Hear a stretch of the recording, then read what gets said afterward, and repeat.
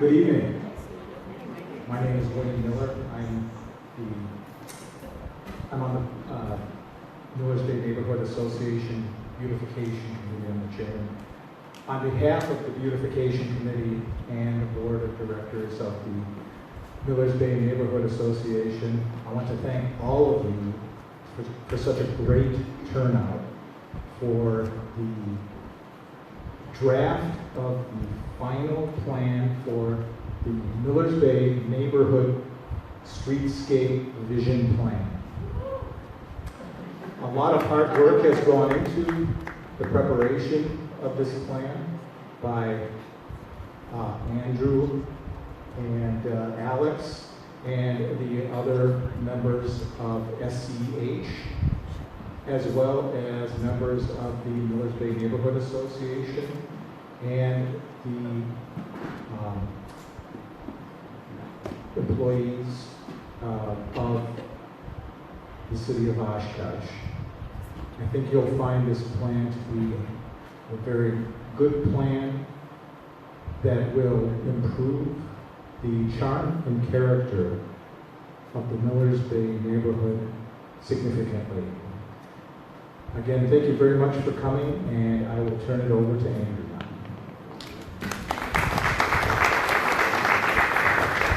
Thank you, everybody, for coming out tonight. And despite it being so beautiful out, it's great to have a nice turnout when you're doing these presentations. So thank you all for coming. Unfortunately, our third leg of the stool, Ed Freer, wasn't able to join us today. He's having some a little bit of back pain follow-up on some surgery he had earlier this spring. So myself and Alex are going to do the final presentation on the neighborhood streetscape vision plan. There's some elements in here that touch on both neighborhoods, both Millers Bay and the North Shore. And I am curious, is anybody from the North Shore neighborhood here today? Okay, welcome. Thank you for coming. We started this process out, oh yeah, going to kill the lights, thank you, Alexa. And Alexa and Stephen with the City of Oshkosh Planning Services. We've been working with them. We started this process out about a year ago. I just want to mention a couple of little things about this project. One, this is somewhat unique, I think, for a neighborhood to take on, or a couple neighborhoods to take on a project like this. And so this has been a little bit of a pilot project that we're hoping to learn from and use in other places. So we're hoping that the City of Oshkosh, through this process, and the neighborhood too, are going to come back with some lessons learned. So think about what we come up with here as you move forward, try to implement some of these projects. I think it's going to be important to try to have some reflection, what worked well, what didn't work, and improve this process for next time. I think there's a lot of other neighborhoods in Northeast Wisconsin that would be very interested in seeing the outcome of this project, because I'm not really aware of any other neighborhoods, at least outside of Madison, Milwaukee, that have their own streetscape plans at the neighborhood level. So we really had some different phases to this project. Our startup phase was doing some public input workshops and some analysis. We did a walking tour with some members of the neighborhood. We were here at the Emmeline Cook School getting some feedback from the public, looking at existing conditions, reviewing a lot of the existing plans, the Millers Bay Neighborhood Plan, the city's bike and ped plan. We looked at a lot of the master plan for Menominee Park and did quite a bit of analysis to sort of understand the context of the neighborhood. Not going to spend a lot of time on this because we dove into this a little bit at the last workshop and actually the first workshop.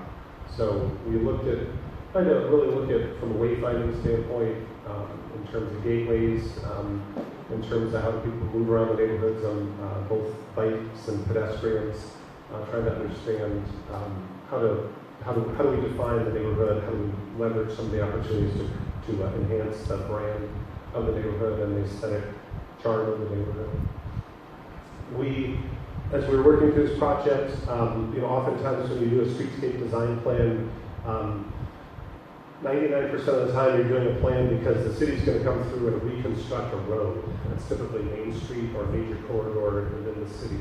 So usually when you're doing a design plan, there's an anticipation that there's going to be millions of dollars of investment tearing up a downtown street, ripping up the sidewalks, putting in all the utilities, doing a lot of major improvements to that road right of way. In this case, as we met with city staff, we came to understand that there really aren't any huge road reconstruction projects coming up within the neighborhood in the short term. So we were somewhat challenged to really identify areas in our campus, so to speak, where we could start to have an impact and showcase some streetscape design opportunities. So what we came up with are one of the focus areas of the report that we came up with are 5 different intersections where we looked at opportunities here to not only enhance the neighborhood in terms of pedestrian safety, but also in terms of beautification and branding of the neighborhood. So 5 intersections, I'll turn over to Alex right now. He's going to walk through each of the 5 intersections to kind of get us started. Okay, so like Andrew said, I'm Alex. The first intersection that we looked at was Murdoch and Hazel. So this is really what we identified as the gateway into the neighborhood. Neighborhoods, I should say. It's the main divider line between where Murdoch comes into both the North Shore and North Bay neighborhood.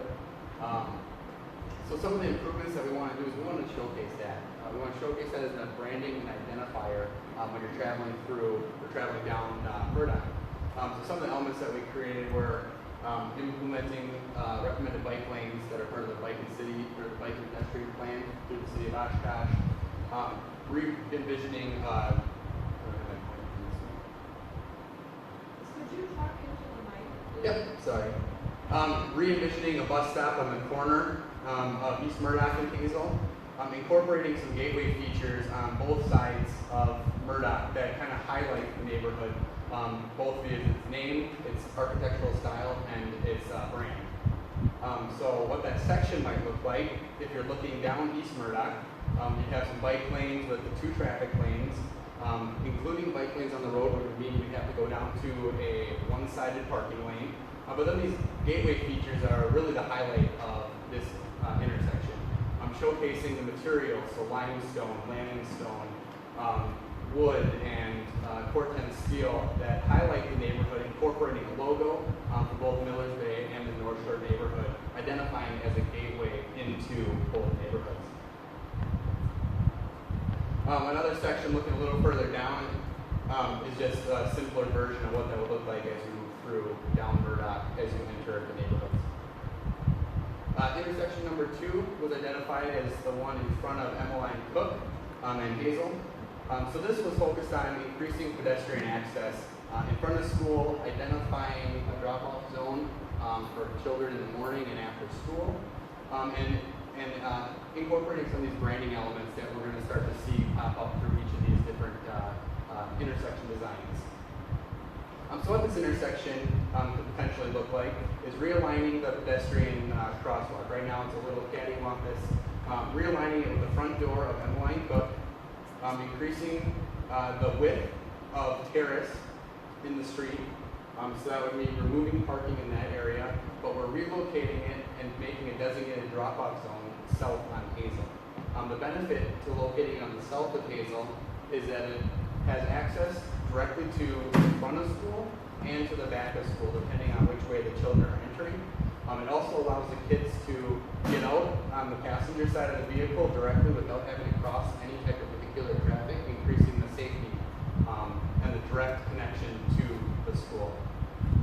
Some of the other features to highlight in this area would be incorporating some seat planters, some decorative areas on both the corners that would kind of carry on that brand from the gateway feature that we saw in the previous intersection, along with these lower seat walls that help to further separate the school from the road, increasing safety for children and highlighting the brand of the neighborhood. A section of what that might look like is you have it directly in front of the school where the crossing is, the pedestrian crossing. We go down to a 32-foot drive lane. That allows for shorter pedestrian access, quicker for kids to get across the street, but it also creates this larger zone over here on the side of the school that makes it much safer for kids as they enter the front of the building. And this is what one of those seating elements might look like. So similar to what we saw in the other one, of 14 planter with a bench incorporated. This is the section looking down on a little more south on Hazel. So we have the drop-off zone on the right side, but that would lead right into a terrace that is directly accessible to the sidewalk.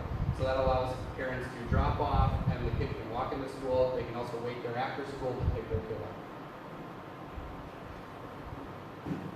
up. Intersection 3. This area was identified for multiple reasons. There's some large and confusing intersections. There's some highlighting of the access to the park that wanted to be done. And then just overall better connection through this, the triangle. So this kind of looks at the whole area, realigning the intersection of Menominee Drive and Hazel into a more formidable stop, which makes it safer for both pedestrians and vehicles.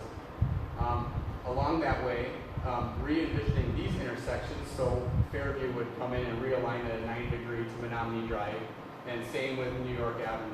We do a little bit of a turn there. That way it creates and it helps to force a stop, making it safer for both pedestrians and vehicles at the same time. But what this does is by turning these roads 90 degrees, it opens up a little bit more green space here in between the two, and then you can start to focus on the entry into the park. So now you have more of a designated crossing of Menominee Drive. It highlights the feature, fishing pier, and it creates better access both up Fairview and down New York Avenue for pedestrians to enter Menominee Park. Some of the other elements of this area, mini plaza and gateway treatments. Along Menominee Drive, it's important to highlight that that's one of the arterial roads on the exterior of Millers Bay. So creating these moments that identify Millers Bay through logoing, through branding, some of the same stuff that we saw in the gateway features, just at a little bit smaller scale. One of those intersections, or what these cross sections look like, is so this is directly a pedestrian crossing. Once again, would remove it or shrink it down to 32-inch pavement. That would allow kids and people to exit and enter the park at a much faster rate, making it safer for both people and cars.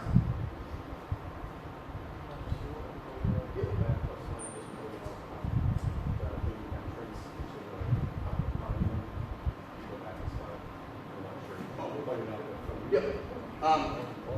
We created or identified an opportunity to have a third entry into Washington Triangle. This allows access to this monument from both New York and Hazel Street. Currently, you have to either go down to Menominee Drive and come backward, or you have to come through here and deal with having to navigate the intersection at this corner here. So now we're creating this loop that you can create where you can come from any which way. You can walk through the monument to get to the park. You can walk through the monument and go back to the park and continue down New York Avenue. So it creates it as more of a destination than a pass-through as it is currently. This section shows how in some areas, while we are shrinking the drive lanes down to 32 inches to create that shorter pedestrian distance, we are maintaining parking on both sides throughout much of Menominee Drive. So that way during fireworks and during activities and events that there would maintain a large majority of that kind of parking for people to continue to use. Intersection number 4 is the intersection of Nevada and Menominee Drive. And this intersection is highlighted because it is really a focal point into the park. Nevada connects back into further neighborhoods, not just Millers Bay. It's a designated or recommended bike route through the neighborhood. And it's important to highlight that this is a connection to the park and to the lake overall.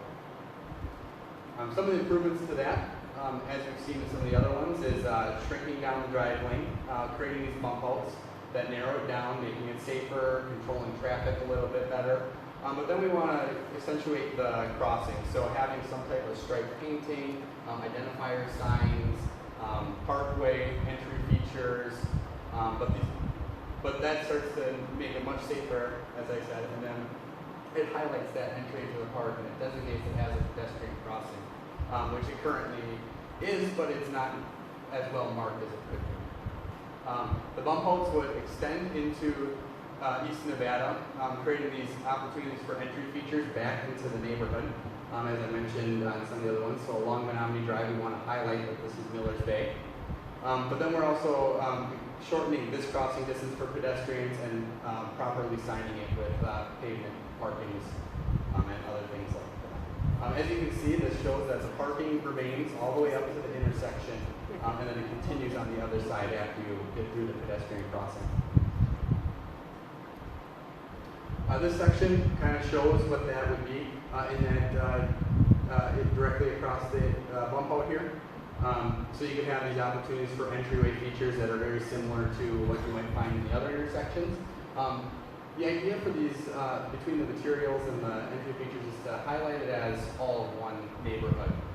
So the continuity between the branding is important as we move through these further intersections. And then the last intersection we took a look at was the intersection of Cliffview and White Swan. The reason we looked at this intersection is there's a lot of pavement here. There's no identifying signs for vehicular stop or yield. And the amount of pavement here creates a congestion problem for both pedestrians and vehicles, and it makes it unsafe. So the idea behind this was we wanted to look at it in a way that we could shrink down the pedestrian crossing distance. Currently it's approximately 75 feet, which is 35 feet longer than the average curb and curb in the neighborhood, making it almost double the width of, you double two streets in one pedestrian crossing. So the way we achieve that is by realigning it 90 degrees, White Swan. What that does is it shortens the pedestrian crossing distance. It makes it safer for both pedestrians and vehicles. It controls traffic a little bit better, as no one speeds through the intersection anymore. But it also creates this opportunity to remove the radii in the sidewalk and create additional green space for the neighborhood. This opportunity could be accompanied with stone walls that would be there as a branding opportunity. They could be social gathering spaces. They could be even sculptural elements found within the neighborhood. Something like this would become a destination. It would be something that the neighborhood could brand, as well as the other features that we are proposing in these intersections. But it's important to note that the overall idea behind this is to shorten pedestrian distance, create net green space, and make it much safer for both vehicles and kids and people using the neighborhood. What that section might look like, the 32-inch White Swan Drive coming into Cliffview. But then these could be, a low seat wall. It could be even shorter walls so they step back. There could be a planting of some sort, whether it's street trees or some type of ornamental flowering shrub, to kind of highlight and accent that corner and make it an element within the neighborhood that everyone knows and can latch onto it as this is Miller's Bay. Some of the other things that we looked at through the neighborhood, we're creating these street light and pattern frameworks. Through the process, it was determined that we're going to try to incorporate the black steel decorative light that is currently found in Washington Triangle as kind of the element within Miller's Bay and North Shore as an identifier that you're inside this neighborhood. So removing the current street Cobra lights, current ones, as things come up, as roadways get redone, and replacing with these lights. The pattern that was chosen was an alternating pattern, so the lighting would reflect one side to the next. So on one side you might have it on the east side of the road, then it'd be the west for the next light. That way it properly lights the road, and it creates this identifier as well. So in Miller's Bay, every street light, you'll know you're there because it's alternating as you go down the streets and as you go through the blocks. We further started to look at different neighborhood branding techniques outside of the right-of-way. So everything that we just showed you was within street right-of-way and is largely infrastructure-based along the ways that it would happen with a road reconstruction, as Andrew mentioned, or at a much smaller scale. So this is more or less inside private property. So we wanted to start out with some inspirational photos of some things that have been done around the country, and particularly Madison in Wisconsin. But you can have private stone walls that accentuate private property, but yet lend themselves to the public realm and start to brand. So these walls can become part of the neighborhood, part of the brand, and they would be part of your private property. So the idea behind this section is to kind of show off what potentially could be done on street corners, different areas like that, seating elements, plantings, things to accentuate the design and the plan of Miller's Bay and the brand. So this is a blow up or a large view of the gateway feature that I mentioned at the corner of Murdoch and Hazel. So this would have the labeling for the neighborhood. It would have logoing for the Miller's Bay logo, but yet it plays off the materials of the time era of Miller's Bay neighborhood, the land and stone, limestone, Corten steel, and then incorporating wood type seating bench off the back. That doesn't necessarily have to be used for seating. It could be incorporated into a bus stop, but it creates this lineal pattern that is found in a lot of mid-century homes within the Miller's Bay neighborhood. Some of the ideas for the pillars and walls that I showed you that were in some of those inspirational photos, we tried to create this toolbox so that residents could take this and incorporate them into their own yard. So we started to highlight what some of these pillars might look like, both in terms of height, in width, in materials, and the reason we did this is so that way you guys can take them out into your private yard and determine what you want. Whether you want it to be 3 feet long, you want it to be 4 feet long, or you want it to have 4 pillars, or you want it to have 2 pillars, or no pillars. So the idea was to try to create this template that would help create and allow the neighborhood to all resemble themselves as everyone would incrementally start to complete some of these projects. So the wall is similar to how I showed the pillar. You have a max of 20 inches, be 12 to 18 inches wide. It starts to highlight that this is all one neighborhood through these pieces. Some opportunities for paving. So this technique can be used either through pervious pavement materials or pervious seams in the turf. But it was mentioned that something like this could become a neighborhood identifier, something within the right-of-way that is still able to be done by residents of their own home. So this would essentially be at the end of the carriage walk that leads up to the front door, connecting the front door with the road. So now when you have friends come over for a dinner party, they can park on the road and they walk up, not through the grass or anything like that. They have a nice, easy walk up into the sidewalk. And what that might look like, incorporating pillars and walls, would be something like this, where you could have a staggered limestone walkway that could either be pervious pavement or it could be turf stone in between. So now you have this nice little walkway that completes to the front of your home. And this stone here could match, the pillars. It could match the stone on the home, as you can see. So there's lots of different opportunities you can do, or you can accomplish with something like this. Some other elements that we looked at were just these benches that you can actually buy, and they can be part of an installation in your front yard, or they can be also installed at some social gathering area, like I mentioned on White Swan and Cliffview. So these are different benches that we looked at that fit the era of Miller's Bay neighborhood, and kind of the design intent of what we were looking for, with slotted wood, the architectural style of having steel bases, and graded wood like I mentioned before. But you can also look at it in the terms of you can have custom furniture.